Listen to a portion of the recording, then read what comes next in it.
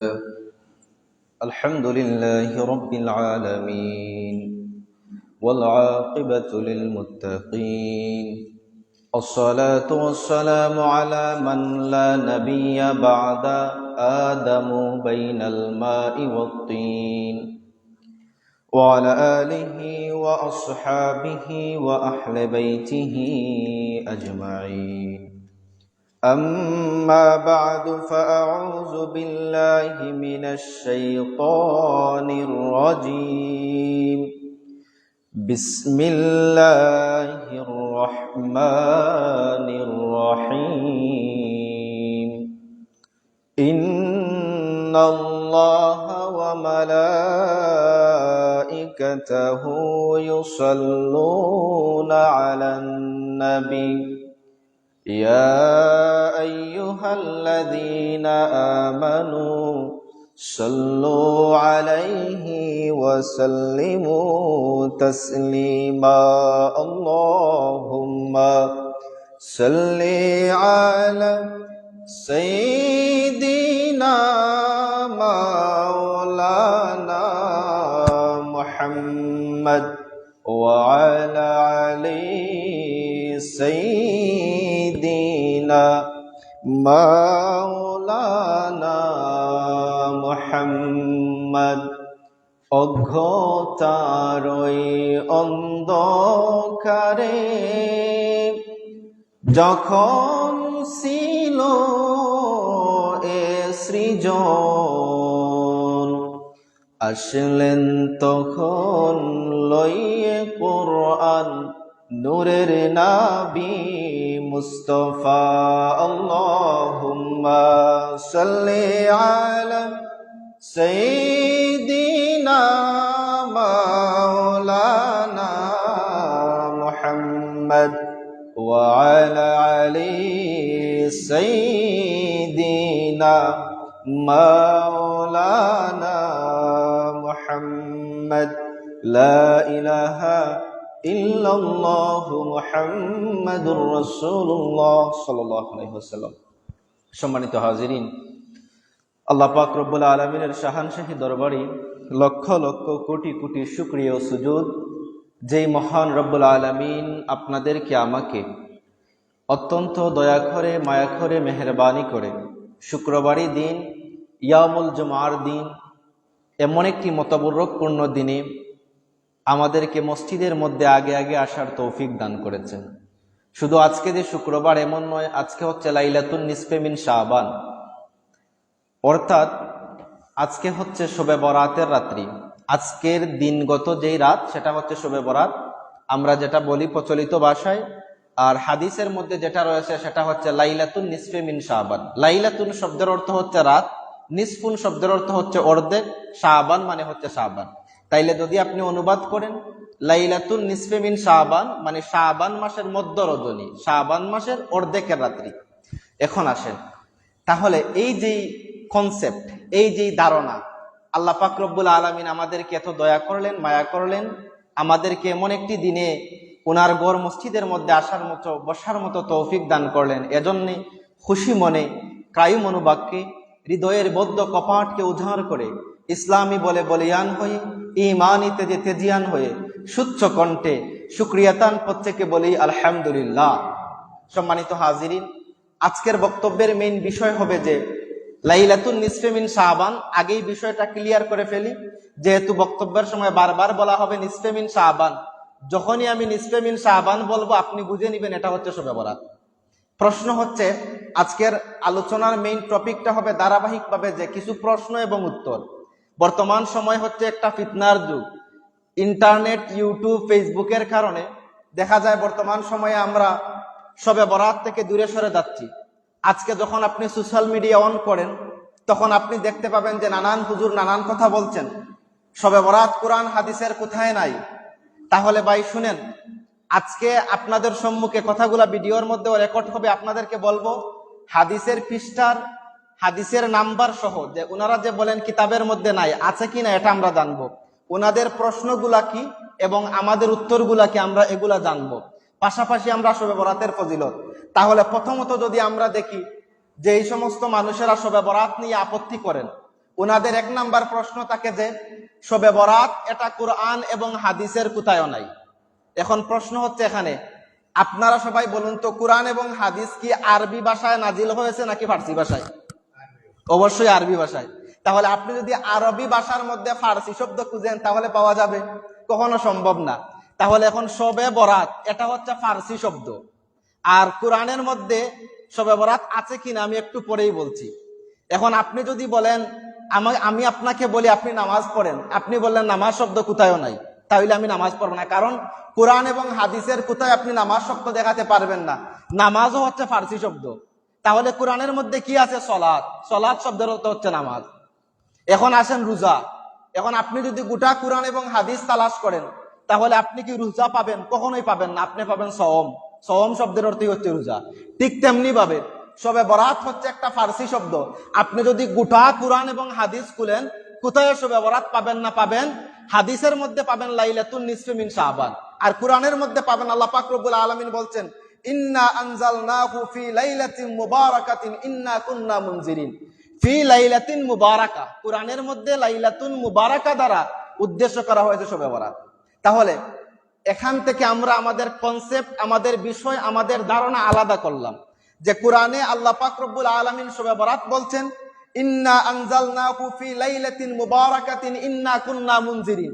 এই যে লাইলাতুল মুবারাক আল্লাহ বলছেন, বরকতময় রাত্রিতে রব্বুল আলামিন কোরআন নাজিল করেছেন। আমরা সবাই জানি কোরআন নাজিল হয়েছে রমজানুল মুবারকের 27 তারিখে। আল্লাহ অন্য আয়াতের মধ্যে বলছেন ইন্না আনজালনাহু ফি লাইলাতিল কদর। আমি আল্লাহ পাক রব্বুল আলামিন কোরআনকে নাজিল করেছি আপনার রমজানুল মুবারকের 27 তারিখে। আবার এখানের মধ্যে আল্লাহ বলছেন ইন্না আনজালনাহু ফি লাইলাতিন মুবারাকাতিন ইন্না কুন্না মুনজিরিন। নিশ্চয় নিশ্চয় আমি বরকতময় মহামান্বিত রাত্রের মধ্যে কোরআন নাজিল করেছি। একটা পেজ লেগে গেছে। কারণটা কি?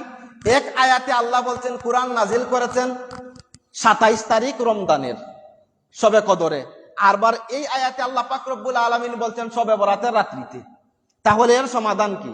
এর সমাধান মুফাসসিরিনে কেরামগণ লিখেছেন, আমাদের কাছে কোরআন আল্লাহ একদিনে পাঠান নাই, সুদীর্ঘ 23 বছরে 60টি পদ্ধতিতে ঘটনা ঘটেছে আল্লাহ জানিয়ে দিয়েছেন। এইভাবে আমাদের নবীর কাছে যে পাঠিয়েছেন লাইলাতুন নিসফে মিন শাবান, আজকের শবে বরাতের যে শাবানের 14 নম্বর তারিখ, এই তারিখে আল্লাহ পাক রব্বুল আলামিন সমস্ত কোরআন জিবরাইল আলাইহিস সালাতু সালামের কাছে পাঠিয়ে দিয়েছেন।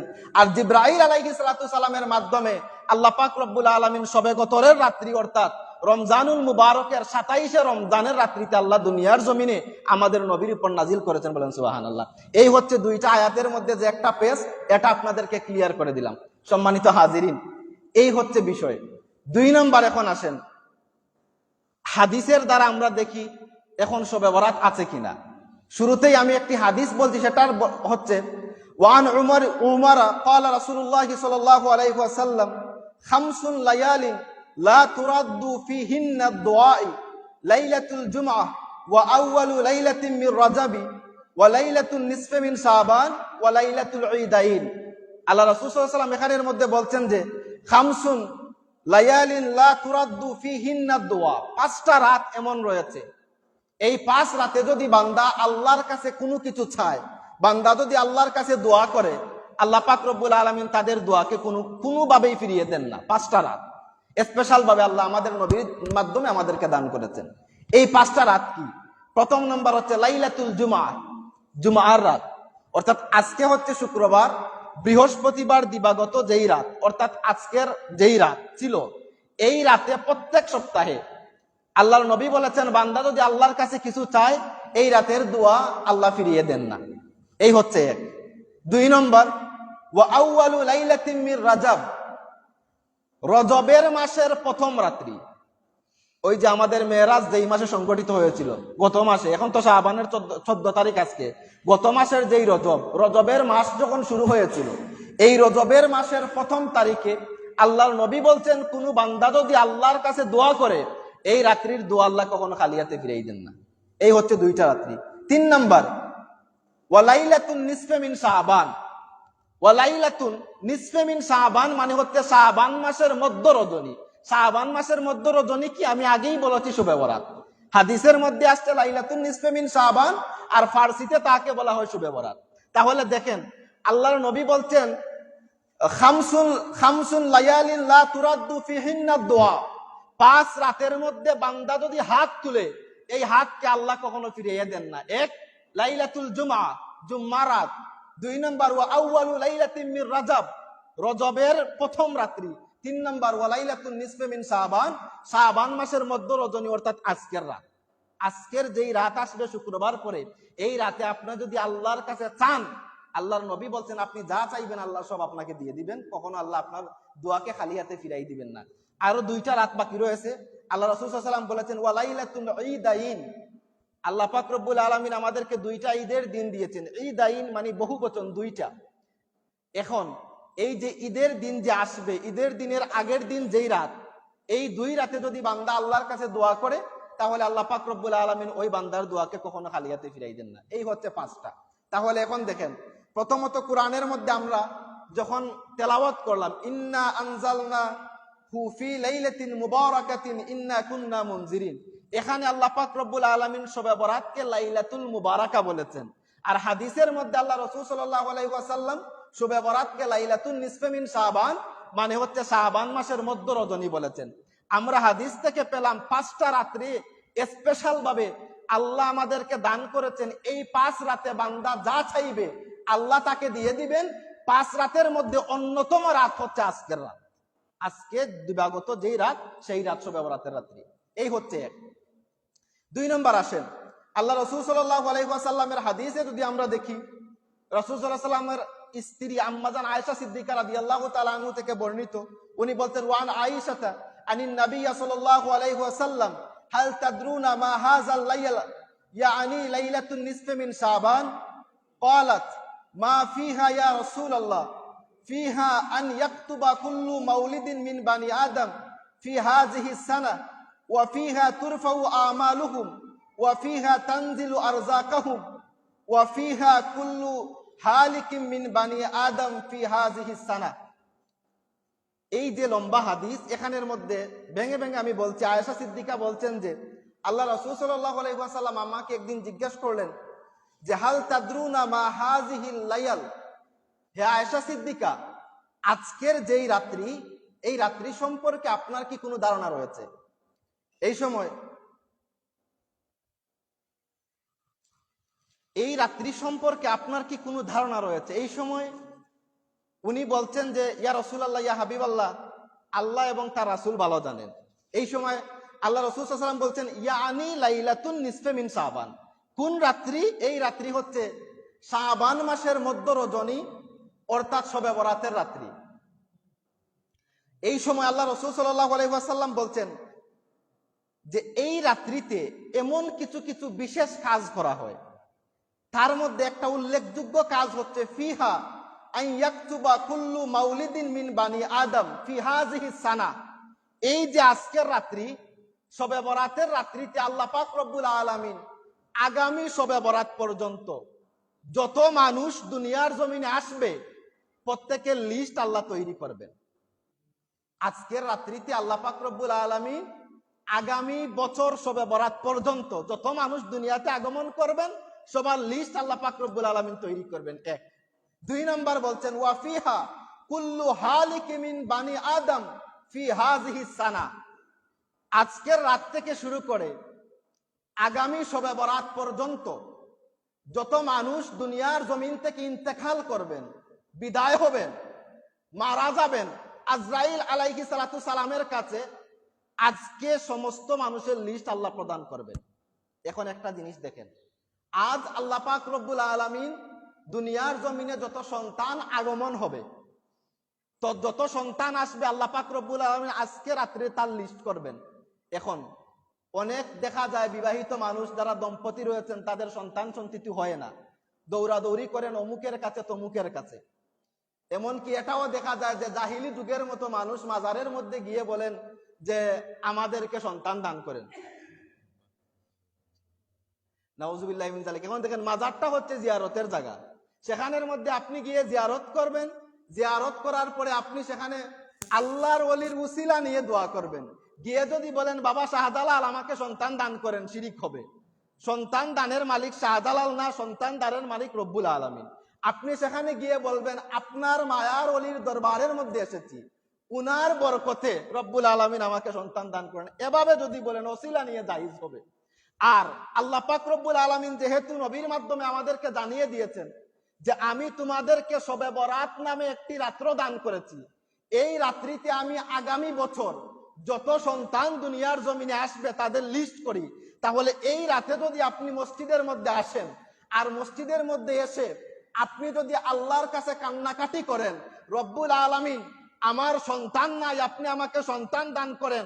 হাদিসের প্রতি আমার বিশ্বাস রয়েছে, নবী আমাদেরকে বলেছেন আজকের রাত্রিতে যত সন্তান দুনিয়ার জমিনে আসবে আপনি তাদেরকে সন্তান দান করবেন, রব্বুল আলামিন এই লিস্টের মধ্যে আমার নামটাও লিখে দেন। এই দোয়াটা যদি আপনার আল্লাহ কবুল করে ফেলেন তাহলে বলুন তো সন্তানের কি আর কোনো অভাব হবে? কখনো না। এক।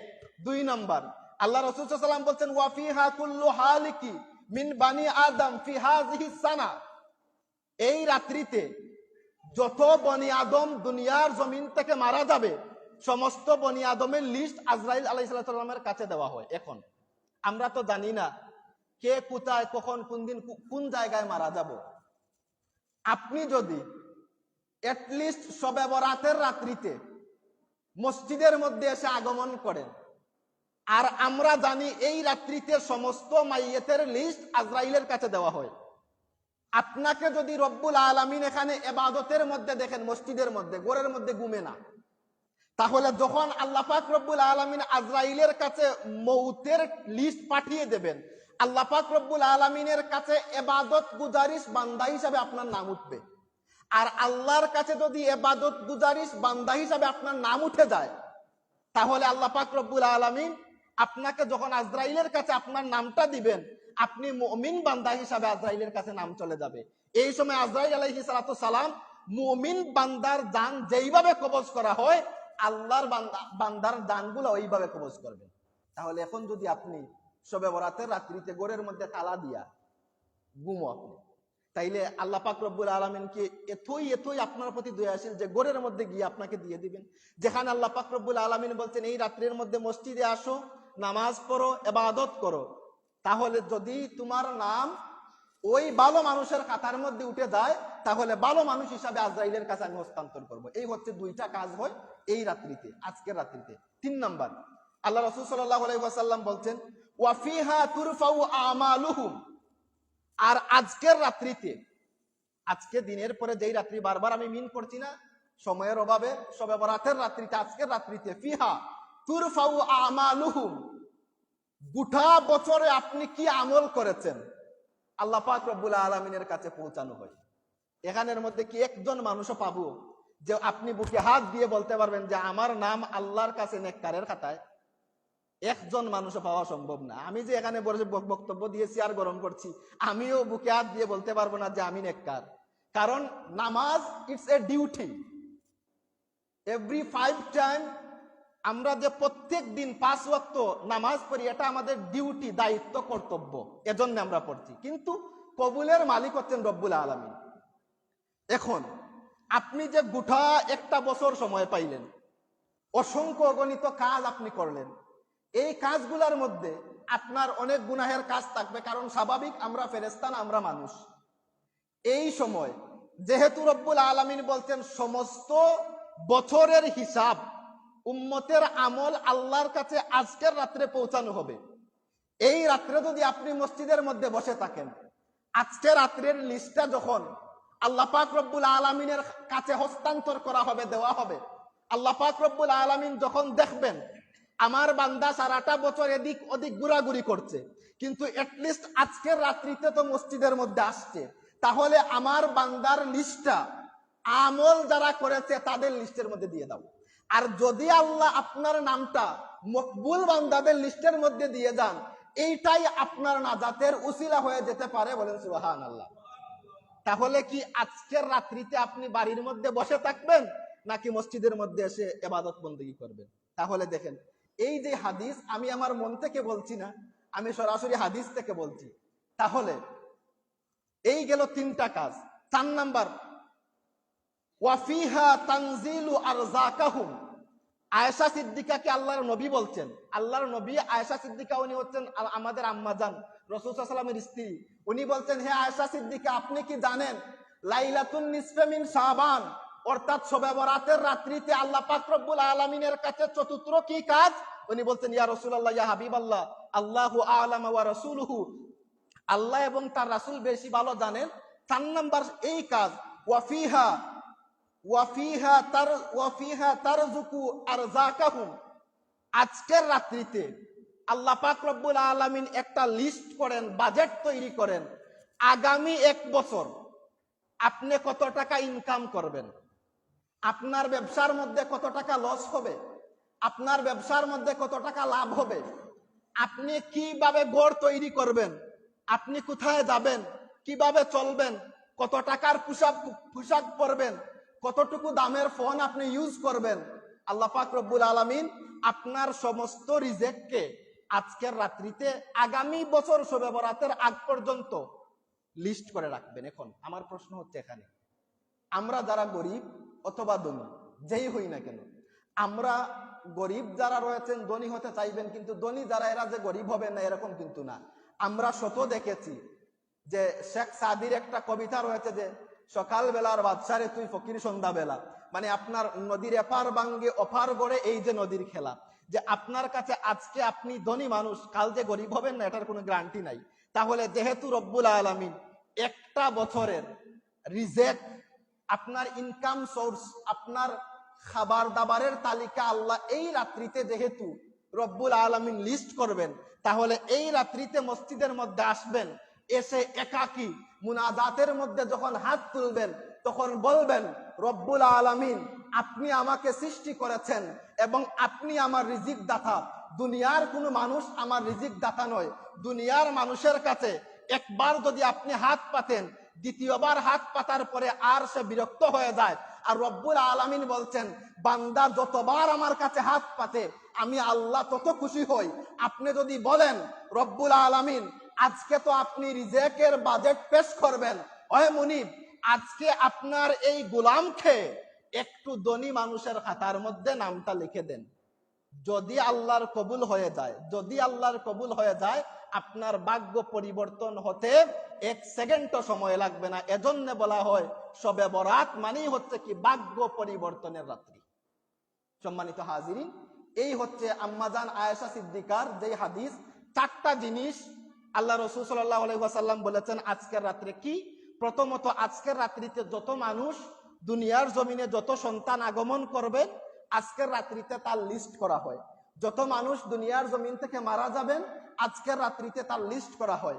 আপনি কত টাকা ইনকাম করবেন আজকের রাত্রিতে তার লিস্ট করা হয়। সম্মানিত হাজিরিন, এবং আপনি আপনার যে রিজেক রয়েছে এই রিজেক কতটুকু আপনি বক্ষণ করবেন আজকের রাত্রিতে লিস্ট করা হয়। এই হাদিস থেকে আমরা 4টা জিনিস জানলাম। এরপরে আসেন 2 নম্বর আরেকটি হাদিসের মধ্যে আমরা যাই। আল্লাহ রাসূল সাল্লাল্লাহু আলাইহি ওয়াসাল্লাম বলছেন যে এই হাদিসটা হচ্ছে ইবনু মাজাহ শরীফের 1390 নম্বর হাদিস এবং মেশকাতুল মাসাবি, এটা হচ্ছে হাদিস শরীফের প্রথম কিতাব। কওমি মাদ্রাসার মধ্যে মেশকাত নামে একটা ক্লাস রয়েছে, সেখানের মধ্যে এই হাদিসের কিতাব পড়ানো হয়। এবং আমাদের আলিয়া মাদ্রাসার মধ্যে আমরা যখন আলিমে লেখাপড়া করেছি তখন এই সময় আমাদের হুজুররা আমাদেরকে এই হাদিসের কিতাব পড়িয়েছেন। এই হাদিসের 115 নম্বর পৃষ্ঠার মধ্যে এই হাদিসটুকু এসেছে। ইবনে মাজাহ শরীফের 1390 নম্বর হাদিস এবং অসংখ্য বর্ণনার মধ্যে রয়েছে। আমার জানা মতে প্রায় 14 থেকে 15 জন সাহাবী এই হাদিসকে বর্ণনা করেছেন। এই শবে বরাত নিয়ে যত হাদিস রয়েছে এর মধ্যে এই হাদিসের ব্যাপারে সমস্ত মুহাদ্দিসিনে কেরামগণ বলেছেন এই হাদিসটা হচ্ছে সহিহ, এতে কোনো সন্দেহ নাই। এমনকি বর্তমান সময়ে শবে বরাত বিরোধিতা যারা করেন, শবে বরাতের দিন যারা বলেন মসজিদকে থালা দেওয়ার জন্য, তাদের মান্যবর ইমাম, আহলে হাদিসের মান্যবর ইমাম, নাম নিয়ে বলছি নাসিরউদ্দিন আলবানী, তার সিলসিলায়ে হাদিসুস সহিহাইনের মধ্যে ওই হাদিসকে উল্লেখ করে বলেছে হাজা হাদিসুন সহিহ, এই হাদিসটাই হচ্ছে সহিহ। এখন যাকে ইমাম মানলেন উনি যদি বলেন হাদিসটা হচ্ছে সহিহ, এতে কোনো ভেজাল নাই, তারপরেও আপনি বলবেন আমি মানি না। এতে কি বোঝা গেল যে তালগাছ মানি বিচার আমার, 2 2 4 আমি বলবো এটা মানি না। এটাই হচ্ছে তাদের ধারণা। 15 জন সাহাবী থেকে যেই হাদিসটা বর্ণনা রয়েছে, একটা হাদিস যদি আপনি পান সহি, আমলের জন্য এটাই যথেষ্ট, আর কোনো হাদিস দেখার সুযোগ নাই। তাহলে দেখেন মিশকাতুল মাসাবি কিতাবের 115 নম্বর পৃষ্ঠা, সুনানে ইবনু মাজাহের 1390 নম্বর হাদিস, হাদিসের বর্ণনাকারী হচ্ছেন যে আবি মুসা আল আশআরি রাদিয়াল্লাহু তাআলা আনহু قال قال رسول الله صلى الله عليه وسلم ان الله لا يطلع في ليله النصف من شعبان فيغفر لجميع خلقه الا للمشرك والمشاهن। অর্থাৎ আল্লাহ পাক রব্বুল আলামিন নবীর মাধ্যমে আমাদেরকে জানিয়ে দিয়েছেন যে ইন্নাল্লাহা লা ইয়াত্তালিউ ফি লাইলাতিন নিসফি মিন শাবান, যখন শাবান মাসের 14 তারিখের দিনে সূর্যটা পশ্চিম আকাশে ডুবে যায়, যখন রাত্রিটা শুরু হয়ে যায়, নিসফে মিন শাবান তথা শবে বরাতের রাত্রিটা শুরু হয়ে যায়, আল্লাহ পাক রব্বুল আলামিন উম্মতের প্রতি উনি রহমতের নজর করেন। যখন আল্লাহ পাক রব্বুল আলামিন রহমতের নজর করেন, ইয়া রাসূলুল্লাহ ইয়া হাবিবাল্লাহ, আল্লাহ পাক রব্বুল আলামিন কি করেন? এরপরে আমাদের নবী বলছেন লা ইয়াত্তালিউ ফি লাইলাতিন নিসফি মিন শাবান ফায়াগফিরু লিজামিইল খালক। যখনই আল্লাহ রহমতের নজর করেন, দুনিয়ার জমিনে যত সৃষ্টি রয়েছে, যত মানুষ রয়েছে, সমস্ত মানুষকে আল্লাহ ক্ষমা করে দেন। কখন? শবে বরাতের রাত্রিতে, আজকের রাত্রিতে। ইল্লা, তবে হ্যাঁ, 2 ধরনের মানুষ ব্যতীত। 2 ধরনের মানুষকে আল্লাহ পাক রব্বুল আলামিন শবে বরাতের রাত্রিতে ক্ষমা করেন না, আর সমস্ত মানুষকে ক্ষমা করেন। এই 2 ধরনের মানুষ কারা? ইল্লা মুশরিকা ওয়াল মুশাহিন। এক হচ্ছে মুশরিক, আর 2 নম্বর হচ্ছে মুশাহিন, মানা হিংসাকারী। এখন যদি আমি আপনাদেরকে ভেঙে ভেঙে বলি, 2 ধরনের মানুষকে আল্লাহর নবী বলেছেন ক্ষমা করবেন না। এক হচ্ছে মুশরিক, আর 2 মুশাহিন, যারা আপনার শিরিক করে এবং যারা হিংসা করে। এখন শিরিকটা কি?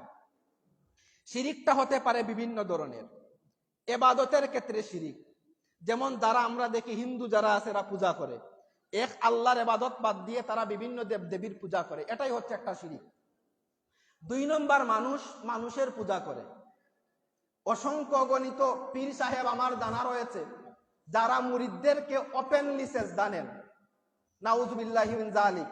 পীর সাহেব চেয়ারের মধ্যে বসা, মুরিদরা গিয়ে সেজদা দেয়, এটা নাকি তাজিমি সেজদা। শুনে রাখেন, আল্লাহ ছাড়া যদি কাউকে সেজদা দেন আপনি হবেন মুশরিক। আর যদি তাজিমি সেজদা বলেন, এটা কখনো হবে না। তাজিমি সেজদা শরীয়তে মুহাম্মদীতে জায়েজ নাই। পীর সাহেব যত বড় হন, যেখানে আল্লাহর নবীকে কখনো সাহাবীরা সেজদা করেন নাই, আপনার পীর এমন বড় কোথার থেকে আসলেন যে পীরকে আপনি গিয়ে সেজদা করেন? আল্লাহ রসুলের হাদিস, একজন সাহাবী এসে বলছেন, ইয়া হে মুহাম্মদ সাল্লাল্লাহু আলাইহি ওয়াসাল্লাম, বেদুইন মানুষ ছিলেন, উনি বলছেন আমি আজকে মুসলমান হয়ে যাব, আপনি যদি আমাকে একটা মুজিজা দেখান। সেটা কি? উনি বলছেন আমি কি দেখালে তুমি বিশ্বাস করবে? সে বলছে যে এই যে একটা বড় গাছ দেখা যাচ্ছে, এই গাছটা যদি এসে বলে যে তুমি সত্য নবী, আমি সেটা বিশ্বাস করে ফেলবো। আল্লাহ রাসূল সাল্লাল্লাহু আলাইহি ওয়াসাল্লাম তখন বলছেন, হে বেদুইন, আমি গাছকে গিয়ে বলা লাগবে না আমি সত্য নবী, তুমি গিয়ে গাছকে বলো যে মুহাম্মদ সাল্লাল্লাহু আলাইহি ওয়াসাল্লাম তোমাকে ডাকছেন। সে মনে মনে বুক ফুলিয়ে চলে যাচ্ছে, আজ মুহাম্মদ সাল্লাল্লাহু আলাইহি ওয়াসাল্লামকে ধরে ফেলবো, কারণ গাছ তো আর জীবনে কখনো হেঁটে হেঁটে আসবেও না এবং বলবেও না যে উনি সত্য নবী। ওই সময় ওই বেদুইন গিয়ে বলছে, হে গাছ, মুহাম্মদ সাল্লাল্লাহু আলাইহি ওয়াসাল্লাম তোমাকে ডাকছেন, তুমি আসে। ওই সময় সে যখন গাছ থেকে পিছন দিল, সে একটা বিকট আওয়াজ শুনতে পেল। গাছ চতুর্দিকে 4টা মুছর দিল, 4টা মুছর দিয়ে শিকল সহ আল্লাহ রাসূল সাল্লাল্লাহু আলাইহি ওয়াসাল্লামের দরবারের মধ্যে এসে হাজির হয়ে গেল এবং বলল, ইয়া রাসূলুল্লাহ, ইয়া হাবিবাল্লাহ, আমি আপনার কদমের মধ্যে হাজির। এই দৃশ্য দেখে বেদুইন তরতর করে কাঁপতে শুরু করলো এবং বলল, ইয়া রাসূলুল্লাহ, ইয়া হাবিবাল্লাহ, আপনি এখনই আপনার হাতে হাত রেখে আমাকে কলিমায়ে তাইয়্যিবা পড়ান। সাথে সাথে মুসলমান হয়ে গেল। সুবহানাল্লাহ। এবং সে বলছে, ইয়া রাসূলুল্লাহ, ইয়া হাবিবাল্লাহ, এই মুহূর্তে আমি আপনাকে সেজদা করতে চাই। আল্লাহ রাসূল সাল্লাল্লাহু আলাইহি ওয়াসাল্লাম বলছেন, হে আমার সাহাবী, শুনে রাখো, আমার শরীয়তে মুহাম্মদীর মধ্যে আল্লাহ ছাড়া কোনো মানুষকে সেজদা করা বৈধ নয়। যদি বৈধ হতো তাহলে আমি প্রত্যেক স্ত্রীকে তার স্বামীর পায়ের মধ্যে সেজদা করা ফরজ করে দিতাম। তাহলে এখান থেকে আমরা কি বুঝলাম? শরীয়তে মুহাম্মদীর মধ্যে কোনো সেজদা নাই। সম্মানিত হাজিরিন, দুরূদ শরীফ পড়ুন। আল্লাহুম্মা সাল্লি আলা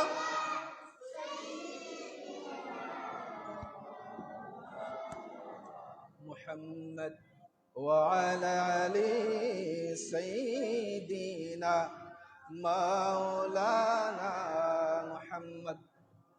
তাহলে দেখেন, আল্লাহ রাসূল সাল্লাল্লাহু আলাইহি ওয়াসাল্লাম বলছেন, ইন্নাল্লাহা লা ইয়াত্তালিউ ফি লাইলাতুন নিসফি মিন শাবান ফায়াগফিরু লিজামিই খালকিহি ইল্লা মুশরিকিন আও মুশাহিন। আল্লাহ পাক রব্বুল আলামিন আজকের রাত্রিতে সমস্ত সৃষ্টির সবাইকে ক্ষমা করে দিবেন, দুইজন মানুষ ছাড়া। তারা কারা?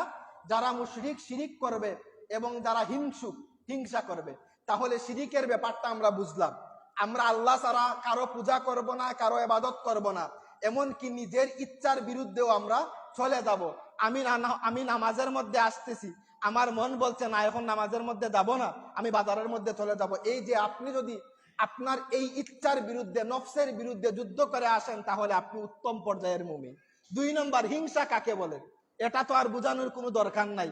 তারপরে উদাহরণ দিয়ে বলি, যেমন দেখেন বর্তমান সময়ে একজন মানুষের সন্তান হাফিজ, অথবা সে প্রত্যেক ক্লাসের মধ্যে গোল্ডেন এ প্লাস পেয়ে পাস করছে, কিন্তু আপনার সন্তান প্রত্যেক ক্লাসে 3rd ক্লাস, সি এবং ডি, অর্থাৎ 33 পাইয়া কোনো মন্তে ফাঁস।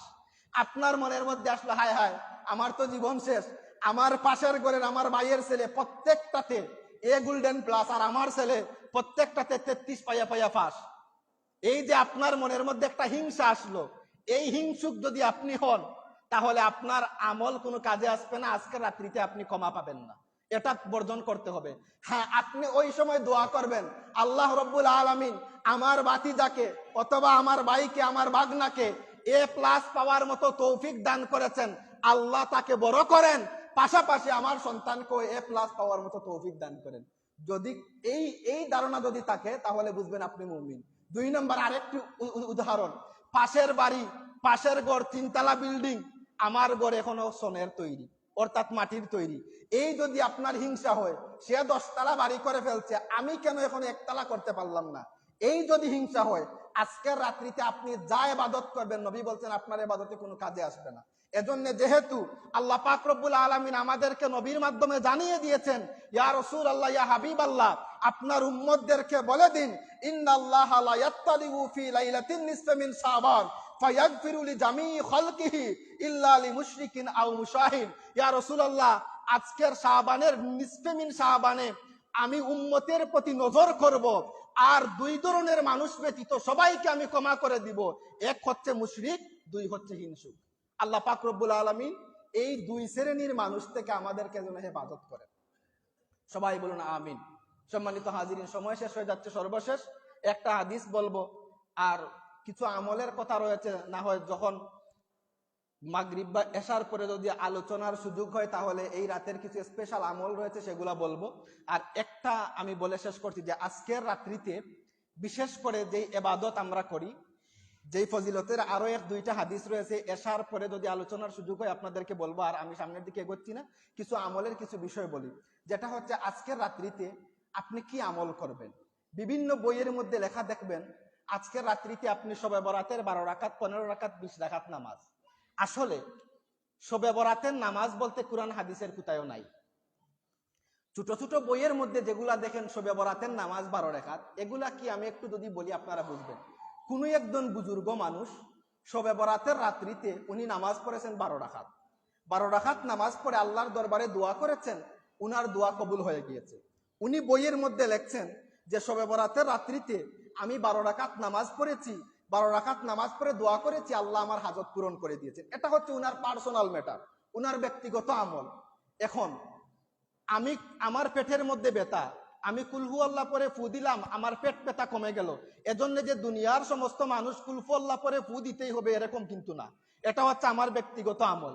তো ঠিক সেম ভাবে যত বইয়ের মধ্যে আপনি দেখেন 12 রাকাত, 20 রাকাত নামাজ, এগুলো হচ্ছে এক একজন মানুষের আমল।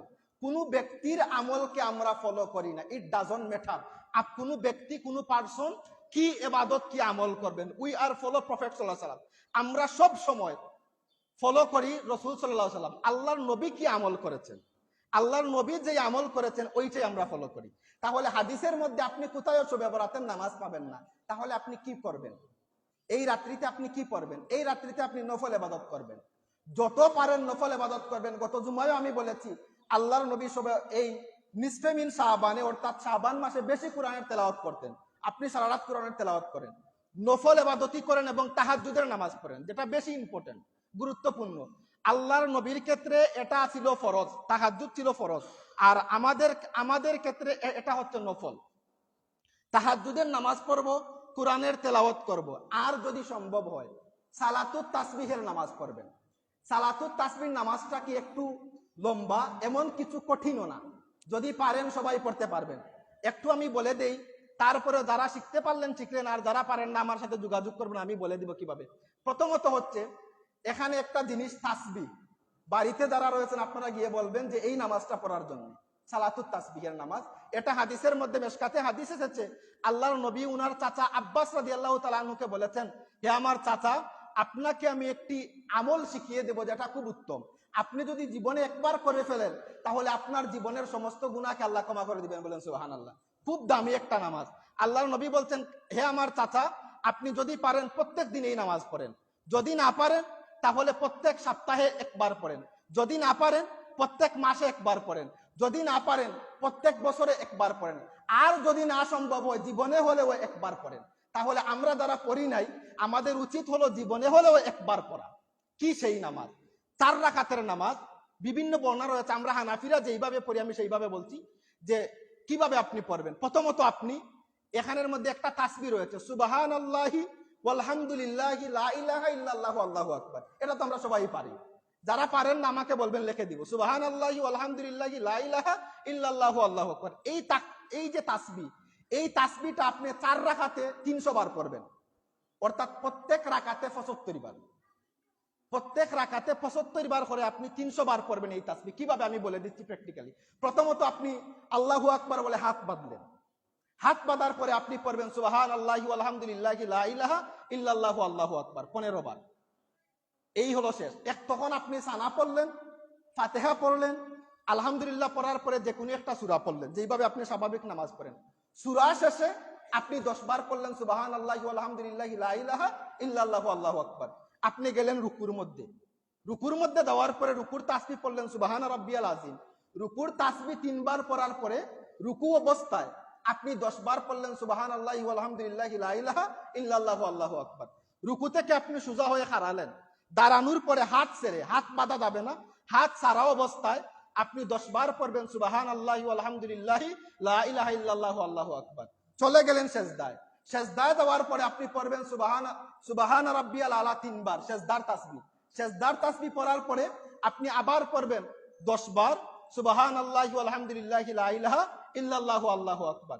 সেজদা থেকে আপনি উঠলেন, উঠার পরে আপনি বসলেন, বসা অবস্থায় পড়বেন আরো 10 বার সুবহানাল্লাহি ওয়ালহামদুলিল্লাহি লা ইলাহা ইল্লাল্লাহু আল্লাহু আকবার।